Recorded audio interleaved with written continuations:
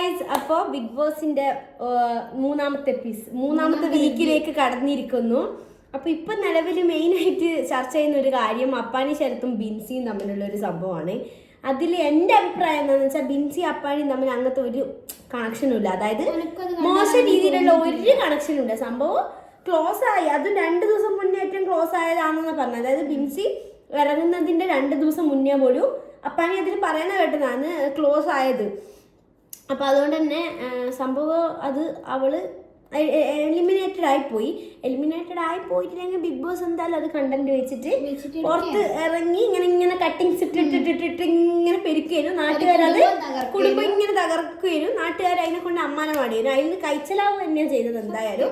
പക്ഷെങ്കിൽ എന്നാലും മീൻസ് നിങ്ങൾക്ക് ഇപ്പൊ കണ്ടതിൽ വെച്ചിട്ട് നിങ്ങൾക്ക് മനസ്സിലാവുന്നില്ല അത് ലവ് ട്രാക്ക് അല്ലാന്ന്.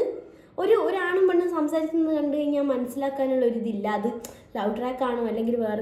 ആ കുട്ടി ചാച്ചാന്നാ വിളിക്കുന്നത് അപ്പാനീന. ചാച്ച ഏട്ടൻ അല്ല, അച്ഛനും ഏട്ടന്മാരെയല്ല ചാച്ചാന്ന് വിളിക്കും. അതും പ്രത്യേകിച്ച് ക്രിസ്ത്യൻ ആ ഇതിലുള്ള ആൾക്കാര് അത് വിളിക്കുന്ന കണ്ടിട്ട് പോലും നിങ്ങൾക്ക് അല്ലെങ്കിൽ പെരുമാറുന്ന കണ്ടിട്ട് മനസ്സിലാക്കാനുള്ള ബുദ്ധിയില്ല. അത് അങ്ങനെ ഒരു റിലേഷൻഷിപ്പ് അല്ലാന്ന് എനിക്കറിയില്ല എന്താണ്.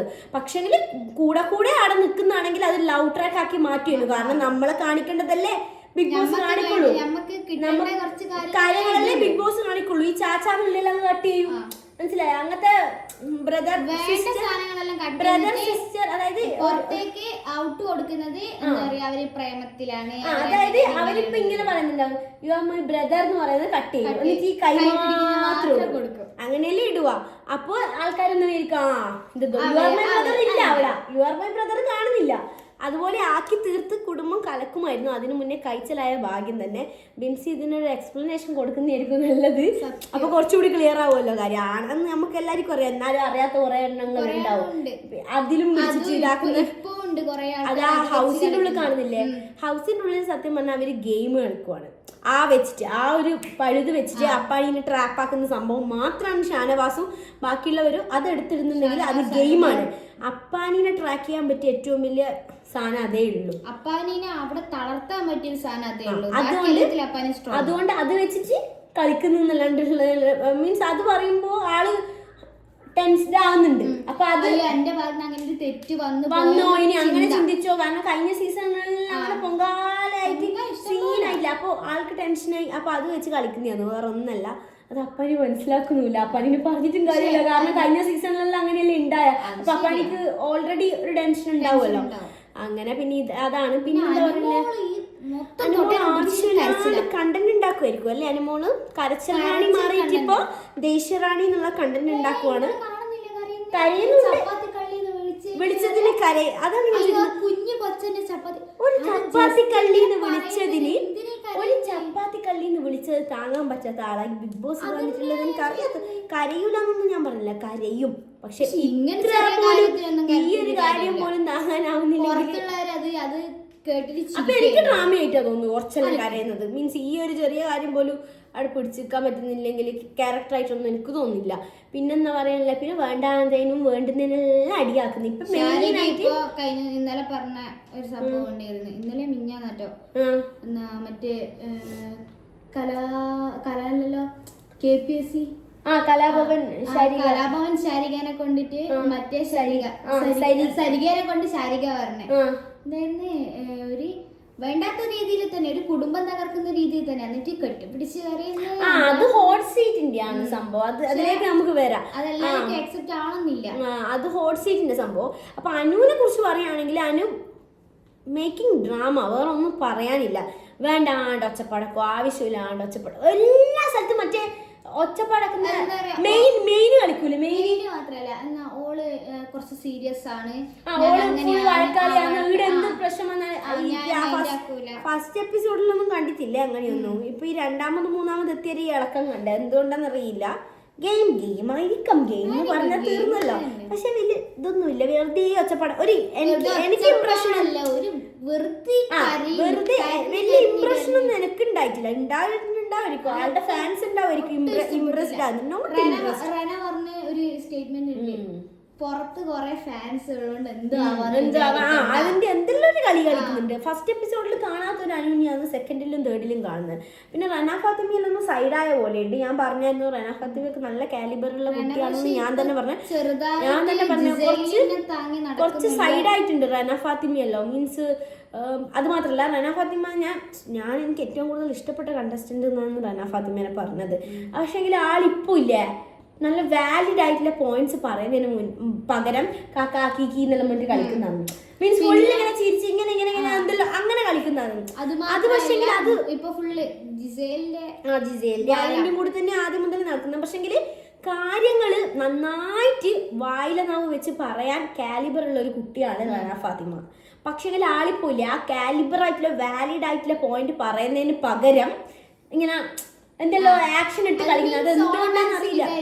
ഇതിനോടൊന്നും പറഞ്ഞിട്ട് കാര്യമില്ല, കുറച്ചുകൂടി ആൾക്ക് വായിൽ നാം വെച്ച് പറയാം. കാരണം കാലിബർ ഉള്ള ആളാണ്, പോയിന്റ്സ് പറയുന്ന ആളാണ്.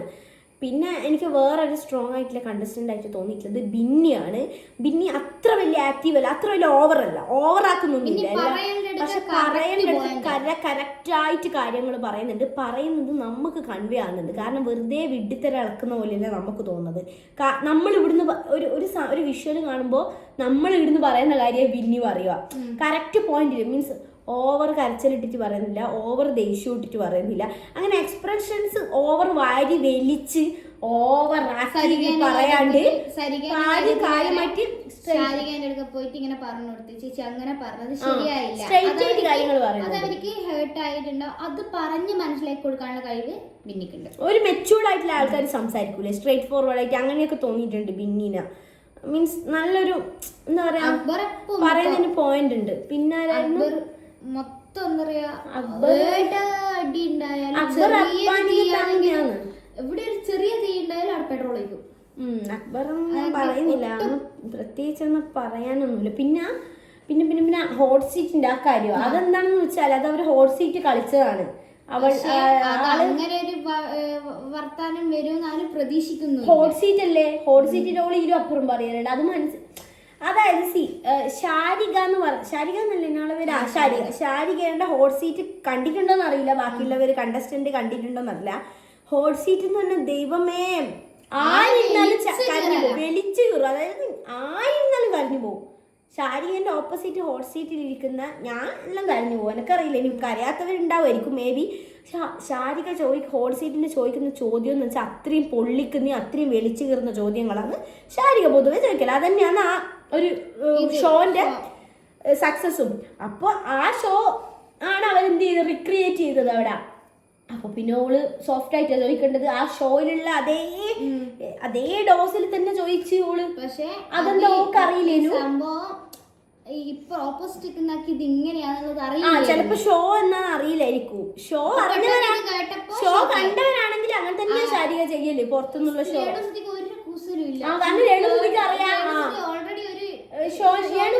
രേണുസുതി പറയുന്നുണ്ട് എന്നെ ഇലപ്പുറം മേടിച്ചു വരുന്നത് എന്റെ പൊന്നുമോളെ ഹോട്ട് സീറ്റിൽ നിന്ന്. രേണുസുതി ചിലപ്പോ സരികക്ക് അറിയില്ലായിരിക്കും ഹോട്ട് സീറ്റ് അങ്ങനെ ഒരു ഹോട്ട് സീറ്റ് കണ്ടിട്ടുണ്ടാവില്ലായിരിക്കും. ശാരിക ഇങ്ങനെയായിരിക്കും ചോദിച്ചിട്ടുണ്ടാവുക, നീ ഹോട്ട് സീറ്റ് എല്ലാം ചെയ്യുന്നില്ല എന്ന് എന്നെ കൂടി ചെയ്താട്ടെ. ആ മൂഡിലായിരിക്കും ഹോട്ട് സീറ്റ്. ഇത്രമാത്രം ഇവള് നികൃഷ്ടമായിട്ട് ചോദ്യങ്ങൾ ചോദിച്ചു. അതാണ് അവളുടെ ഷോ. കണ്ട ആൾക്കാരാ പറയുന്നത്. ശാരികയുടെ ഷോ അങ്ങനെയാണ്. ഹോട്ട് സീറ്റിലെ ഷോ എന്ന് വെച്ചാൽ അത്രയും നമ്മൾ തന്നെ വിചാരിക്കും ഇതെന്താണ്, എന്തിനാണ് ഇങ്ങനെ ഒരാളെ ഹെറാസ് ചെയ്യുന്നതെന്നും തോന്നുന്ന രീതിയിലുള്ള ഒരു ഷോ ആണ്. സ്ക്രിപ്റ്റഡ് ആണെന്ന് ആള് പറയുമ്പോൾ എനിക്ക് മനസ്സിലായത്. മീൻസ് വ്യൂ വേണ്ടിയിട്ട് സ്ക്രിപ്റ്റഡ് ആണെന്ന് എനിക്ക് മനസ്സിലായ അപ്പാണ്. അപ്പോൾ ആ ഷോ അങ്ങനെയാണ്. ആ ഷോ എന്ന് വെച്ചാൽ ആൾക്കാരെ വലിച്ച് കീറി ഇടാനുള്ള ഷോ ആയിട്ടാണ് ആ ഹോട്ട് സീറ്റ് എന്നാണ് പറയുന്നത്. ഹോട്ട് സീറ്റിന് ചിന്തിച്ചുകൂടെ? അങ്ങനെയാണ് ആ ഷോനെ ഇതാക്കില്ല. അപ്പോൾ ആ ഷോ ഒന്ന് റിക്രിയേറ്റ് ചെയ്ത് നോക്കുമ്പോൾ ആ ഷോയിലുള്ള പോലെ ഒക്കെ ചെയ്യാൻ പറ്റുള്ളൂ. അത് പക്ഷെ ഇപ്പുറത്തുള്ള ആള് ചിലപ്പോൾ ആ ഷോ കണ്ടിട്ടുണ്ടാവില്ല. ജസ്റ്റ് നീ ഇന്റർവ്യൂ എടുക്കുന്ന ആളാ, ആ മൂഡില് എടുത്തിയായിരിക്കും. നോക്കുമ്പോൾ പിന്നെ ടെൻഷനായി ഇങ്ങനെയൊക്കെ പറഞ്ഞോണ്ട് ആണുങ്ങളെ അങ്ങനെയെല്ലാം പറഞ്ഞോണ്ട് ടെൻഷനായി ആൾക്ക്. ഈശ്വര ഇതെല്ലാവരും എത്തുന്നില്ല. പിന്നെ അവരെന്നെ സോർട്ട് ഔട്ട് ചെയ്തു, അത് അത്രേ ഉള്ളൂ, വേറെ പ്രശ്നമൊന്നുമില്ല. പിന്നെന്താ പിന്നെ ജിസേല് മേക്കപ്പ് എല്ലാം നിർത്തിയെന്ന് തോന്നല്ലേ? മേക്കപ്പ് എല്ലാം നിർത്തിയെന്ന് തോന്നുന്നു. ഇപ്പൊ അടങ്ങിയിട്ടല്ല കുറച്ച്. പിന്നെ നെവിൻ എനിക്ക് ഇടക്ക് ഇഷ്ടമാണ്. ഞാനിങ്ങനെ ഇതിൽ കാണും റീൽസില്, ഇൻസ്റ്റാഗ്രാമിൽ റീൽസ് ഇങ്ങനെ സ്ക്രോൾ ചെയ്യുമ്പോ അവന്റെ കുറെ ബിറ്റ്സ് വരും, അപ്പൊ എന്തോ രസമാണ് കാണാൻ. പക്ഷെ ഇപ്പൊ കുറച്ച് എന്താ പറയാ വേഗം ദേഷ്യം വരുന്ന ഒരു സംഭവമായിട്ടുണ്ട്. നെവിന്റെ ഇൻസ്റ്റാഗ്രാം കട്ട്സ് എനിക്ക് കാണാൻ ഭയങ്കര ഇഷ്ടം. പക്ഷെ എപ്പിസോഡിൽ ചില സമയം ഞാൻ തന്നെ ഇത് രണ്ടും മാറ്റിട്ട് ഇപ്പം പറയുന്നത്. കഴിഞ്ഞ ഇതിൽ ഞാൻ പറഞ്ഞത് എനിക്ക് നെവിന്റെ ഇഷ്ടമല്ലാന്നാണ്. പക്ഷെ എവിടെയെങ്കിലും ഇപ്പം ഞാൻ ഇഷ്ടപ്പെട്ട് വരുന്നത്. ഇനി അടുത്ത ആഴ്ച ഞാൻ ഇഷ്ടപ്പെടാണ്ടാവുമോ എന്ന് എനിക്കറിയില്ല. എനിക്ക് ഇടയ്ക്ക് ഇഷ്ടപ്പെടുന്നു, ഇടയ്ക്ക് ഇങ്ങനെ ഓരോ മൂഡാന്ന് തോന്നുന്നു. എനിക്ക് അങ്ങനെയാണ്. ചില മൂഡിന് ഞാൻ ഇങ്ങനെ ഓന് കണ്ടിരിക്കും. ഇങ്ങനെ ചില മൂഡിന് എനിക്ക് ഇവനെന്താ നീ വെറുപ്പിക്കുന്ന അങ്ങനെ ഒരു മൂഡില്ല, അങ്ങനെ ഒരു മൂഡില്ല. ഞാൻ ഇടയ്ക്കൊടുത്തൊരു കോമഡി കോമഡി തന്നെ പറഞ്ഞു. ചില സമയം എനിക്ക് ആ കോമഡി വെറുപ്പിയിലായിട്ട് തോന്നുന്നു. ചില സമയം ഞാൻ എൻജോയ് ചെയ്യുന്നുണ്ട്. ചില സമയം അധികം കുറച്ചധികം രണ്ട് അതാ പറഞ്ഞത് എന്റെ മൂടാന്ന് തോന്നുന്നു. ചില സമയം എനിക്ക് കോമഡി കാണാൻ തോന്നുന്ന സമയത്ത് ഞാൻ ഇങ്ങനെ സ്ക്രോൾ കാണുമ്പോൾ ഞാൻ നേരത്തെ ഞാനും സൈനോടെല്ലാം ഇരുന്നിട്ട് കുറെ അവന്റെ കോമഡി കണ്ട് ഇങ്ങനെ ചിരിക്കുന്നുണ്ടായിരുന്നു. പക്ഷെ ചില സമയം എനിക്ക് എപ്പിസോഡ് കാണുമ്പോൾ തോന്നി ഇത് ഞാൻ ഇവനിങ്ങനെ ആ മൂടാണ്, ആ മൂഡിലുള്ളത്. പിന്നെ ഇനി ആരെ കുറിച്ചാണ് പറയാനുള്ളത്? പിന്നെ ഷാനവാസ് കുഴപ്പമില്ല, ഗെയിം കളിക്കുന്നുണ്ട്. അതിന്റെ ചെറിയ സ്വഭാവം കുല പിടിക്കുന്നില്ല കേട്ടാ. കുലസ്ത്രീ അനു, കുലപുരുഷ ഷാനവാസ്, അത് അതിൽ മാറ്റമൊന്നുമില്ല. അത് ഒഴിച്ചു വെച്ച ഷാനവാസ് കുഴപ്പമില്ല, നല്ലതൊന്നും ഞാൻ പറയുന്നില്ല, കുഴപ്പമില്ല. വല്ലാണ്ട് ഞെട്ടിക്കും കേട്ടാ. ഇത് പറയുമ്പോ ഞെട്ടിച്ച വർത്താനം. അനീഷ് സംഭവം അനീഷിന്റെ ഗെയിം എന്തേലും പറയാം. എനിക്ക് മനസ്സിലായ കാര്യം ഞാൻ പറയട്ടെ. ഫസ്റ്റ് വന്നിട്ട് അനീഷ് വെറും ചൊറിയനായി. അപ്പൊ ഓഡിയൻസിന്റെ മനസ്സിൽ എന്നാ ചൊറിയൻ എന്നുള്ളൊരു സ്കീം വന്നത് ഇവനെന്ന് ഇങ്ങനാണ്. പിന്നെ നല്ലതാവുമ്പോ രണ്ടാമത്തെ വീക്ക് മുതൽ അവൻ നന്നാവുമ്പോൾ നമ്മൾ തന്നെ പറയില്ല, നമുക്ക് ഇഷ്ടമില്ലാത്ത ഒരാള് നല്ല ചേഞ്ച് ആവുന്ന. അതായത് ആദ്യമേ നല്ലതാണെങ്കിൽ നമ്മളും ഇങ്ങനെ നല്ല ഈ മൂഡിൽ എടുക്കുക. പക്ഷെ എങ്കിൽ ആദ്യം വെറുപ്പിച്ച ഒരാള് പിന്നെ അയാളെ നല്ല ക്വാളിറ്റി കാണിക്കുമ്പോൾ നമുക്കും ഒരു ഇതുണ്ടാവും, ഒരു ഇംപ്രഷൻ ഉണ്ടാവും, മാറിയല്ലോ എന്ന്. അതുകൊണ്ട് ഗെയിമാണ്. ഫസ്റ്റ് തന്നെ ഓയെ നല്ല ഇത് വന്നിട്ടുണ്ടെങ്കിൽ നമ്മൾ അത്ര മൈൻഡ് ആക്കൂലേ. നമ്മളിങ്ങനെ ഏതോ ഒരുത്തെ വന്നിട്ടുണ്ട് കുഴപ്പമില്ല ഇങ്ങനെ പറയുന്നു. ബാക്കിയുള്ളവരെല്ലാം പറഞ്ഞ പോലെ ഈ ആദിലനൂറെല്ലാം പറഞ്ഞ പോലെ ഇങ്ങനെ ന്യൂട്രലാക്കി വിടുവേനും. ഇത് വെറുപ്പിച്ചെടുത്തുനിന്ന് നന്നായി വരുന്ന കാണുമ്പോൾ നമുക്കൊരു രസം, ഓഡിയൻസിന് രസം. ഹായ് ഇപ്പൊ എല്ലാരും ആൾക്കാര് കരയുമ്പെല്ലാം പോയി ഒന്ന് സ്നേഹിക്കാൻ തുടങ്ങില്ല. അത് അവന്റെ ഗെയിം. പറഞ്ഞല്ലോ അവൻ ഗെയിം പഠിച്ചു വന്ന ആളാണെന്ന് അറിയാലോ. അതുകൊണ്ട് ഇപ്പൊ അതുകൊണ്ട് അനീഷിനെ ഇഷ്ടപ്പെട്ട് വരുന്നുണ്ട്. അത് അവന്റെ സ്ട്രാറ്റജിയാ, മൈൻഡ് ഗെയിം. അത് നമ്മളെ ഓഡിയൻസിന് ഇതാക്കുന്ന ഒരു സംഭവമാണ്. പിന്നെ തിരിച്ചു വന്നിട്ടില്ല, വന്നിട്ടേ ചിലവർക്കുണ്ട് അങ്ങനെ. ഒരിക്കൽ first impression is the best impression എന്ന് പറയില്ലേ. പക്ഷെ ഞാനിങ്ങനെ എനിക്കെല്ലാം ഇങ്ങനെയാണ്. ഇപ്പൊ കുറച്ചെല്ലാം എല്ലാരുമായിട്ട് ഇടപെടുന്നുണ്ട്, കോമഡി എല്ലാം പറയുന്നുണ്ട്, എല്ലാരുമായിട്ട്. കോമഡി എനിക്ക് ഡ്രാമയായിട്ട് തോന്നുന്നു, അതാണ് അതുകൊണ്ട് എനിക്ക് ഇഷ്ടപ്പെടാത്ത. അങ്ങനെ പിന്നെ ആരാ ഉള്ളത് ഇതില്? പിന്നെ ലാലേട്ടനൊക്കെ വന്നു എപ്പിസോഡില്. അഭിലാഷ് ഭയങ്കര സൈഡാണ്, ഒന്നും പറയാനില്ല അഭിലാഷിനെ പറ്റി. ശൈത്യന്റെ ഒരു പാമ്പ് കളി കണ്ടില്ലല്ലോ. അനുമോളടുത്ത് നല്ല നിന്നിട്ട് അപ്പുറത്ത് പോയിട്ട് അതൊന്ന് സംഭവം എന്നറിയാമോ? അനുമോളെ ലാലേട്ടൻ വന്നിട്ട് ഫുള്ള് ഇതാക്കിയില്ലേ കഴിഞ്ഞ എപ്പിസോഡിൽ, നീ ഇങ്ങനെ ചെയ്ത് അങ്ങനെ ചെയ്ത്. അപ്പൊ ശൈത്യ വിചാരിച്ചിട്ടുണ്ടാവോ ഇവർക്ക് ഫുൾ നെഗറ്റീവ് ആയിരുന്നു. അപ്പൊ ഇപ്പുറത്ത് ഒന്ന് 2 തോണിയിലും കാല് വെച്ചേക്കാം ഇവിടെയും. അതാണ് ശൈത്യന്റെ സംഭവം. ശൈത്യ പക്ഷെ ഔട്ട് ആവാനായി ആക്ച്വലി. നെക്സ്റ്റില് ശരിക്കും ഞാൻ വിചാരിച്ചത് സെക്കൻഡില് ശൈത്യ പോകുന്നു വിചാരിച്ചു. ബിൻസി ഒട്ടും പ്രതീക്ഷിച്ചിട്ടില്ല. അടുത്തല്ലെങ്കിലും പോകേണ്ടതാണ് ശൈത്യ. പിന്നെ ഇടയ്ക്കൊരു ഡോഗ് വന്നു, അതിന്റെ കുറെ കളികള്, അങ്ങനെ കുറച്ച് സംഭവങ്ങളും പോയി. പിന്നെ അങ്ങനെ വലിയ അടികളൊന്നും ഇല്ല, ചെറിയ അടിയൊന്നും ഞാൻ പറയുന്നില്ല ഈ വീഡിയോയില്. മറ്റേ നാരങ്ങ എടുത്തതിന്റെ അടിയൊന്നും പറയാൻ താല്പര്യമില്ല. അതല്ലോ എല്ലാ സീസണിലും ഉണ്ടാവുന്നേ. അങ്ങനെ ഭക്ഷണത്തിന് അവർക്ക് ഒന്നാമതേ സീനാണല്ലോ. അതൊന്നും വലിയ ഇതാക്കിയിട്ട് പറയാൻ തോന്നുന്നില്ല. പിന്നെന്താ, പിന്നെ അങ്ങനെ വലിയ അടികളൊന്നും ഉണ്ടായില്ല. രേണുസുതി പോണം എന്ന് പറയുന്നത് കേൾക്കുന്നുണ്ട്. അക്ക പോകരുത്. അക്കയുടെ തത്തമ്മ പോലത്തെ സാധനങ്ങൾ ഞങ്ങൾ ഇനിയും പ്രതീക്ഷിക്കുന്നു. അക്ക പോകരുത്. അക്ക അവിടെ തന്നെ നിൽക്ക്. അക്ക എവിടെയാ പോകുന്നത്? അക്ക വായി തുറക്കല്ലേ? വായി തുറക്കുന്നില്ല, ഇനി കഴിയുന്നില്ല. പക്ഷെ അക്ക വേണം. വീടും മക്കളെയും ഏതോ ഒരു ഇതിൽ കണ്ടിട്ട് കലാഭവൻ പറയുന്നത് എല്ലാ 72 ക്യാമറയിൽ പോയിട്ട് സുധിച്ചേട്ടനും റിതപ്പെന്നും കിച്ചു എന്നെല്ലാം പറയലുണ്ട് പോലും എല്ലാ ദിവസവും. പക്ഷെ നമ്മളത് കാണുന്നില്ല കേട്ടോ. എപ്പിസോഡിൽ അതൊന്നും ഇടുന്നില്ല. എല്ലാ എപ്പിസോഡിൽ അത് ഇടുന്നില്ല. കട്ട് ചെയ്തിട്ട് പക്ഷെ അവള് പറയുന്ന കേട്ടതാണ്. അങ്ങനെ പറയുന്നുണ്ട് പോലും. എല്ലാ ക്യാമറയിലും ചില സമയം കാണിക്കും, ചില സമയം അത് ഞാൻ കാണലേ ഇല്ല. അത് എല്ലാ ദിവസവും നേർച്ച പോലെ ചെയ്യുന്നുണ്ട് പോലും. അതുകൊണ്ട് കാണിക്കാത്തെ എപ്പെങ്കിലും ഒന്ന് കാണിക്കലില്ല. കാണിച്ചിട്ടുണ്ടെ കുറച്ചുകൂടി പുറത്ത് സംസാരിക്കുന്നു അങ്ങനെ. പക്ഷെ കാണിക്കുന്നില്ല ഗൈസ്. അത് അങ്ങനെ പറയുന്ന കേട്ടതാണ്. പിന്നെന്താ, ഇത്രക്കല്ലേ ഉള്ളൂ. അപ്പൊ ഇത്രക്കേ ഉള്ളൂ. ഇനി നോക്കാം. വേറെ ഒന്നും അങ്ങനെ വലിയൊരു ഇതായിട്ടുള്ള സംഭവങ്ങളൊന്നും ഉണ്ടായിട്ടില്ല. ഇത്രയൊക്കെയാണ് നടന്നത്. അപ്പൊ ഓക്കെ, ശരി, ബൈ.